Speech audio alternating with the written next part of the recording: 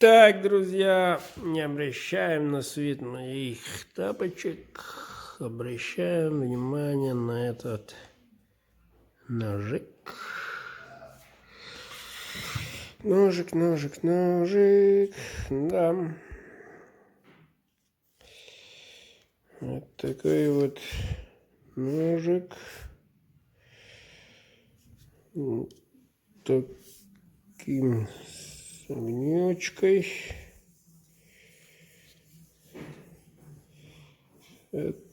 Таким конским волосом. Ну, в общем, вот такой длинный. Вот. В темном. Крагачик. А знакомый звук. Так, кованый долг, клеймо мастером. Широкий, 100-мысочный. Сталь, ребята. Х-12 МФ. Капризная Сара. Вернулась, надо сказать, по гарантии. По гарантии. В прошлом варианте был кожа. И лопнул отсюда. Трескался, вернее, рифленая была рукоять.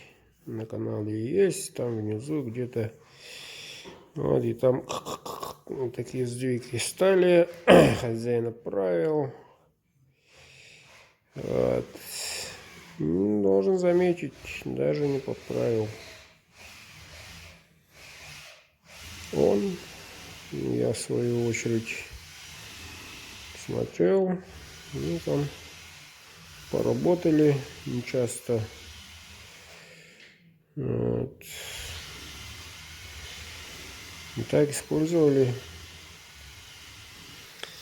Вот, с ним случилась история такая, что долго рассказывать.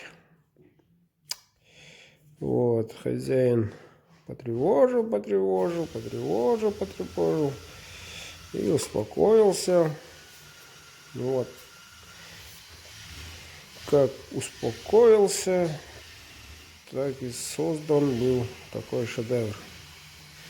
Попросил огнивочку, огнивок сделали. Палец болит.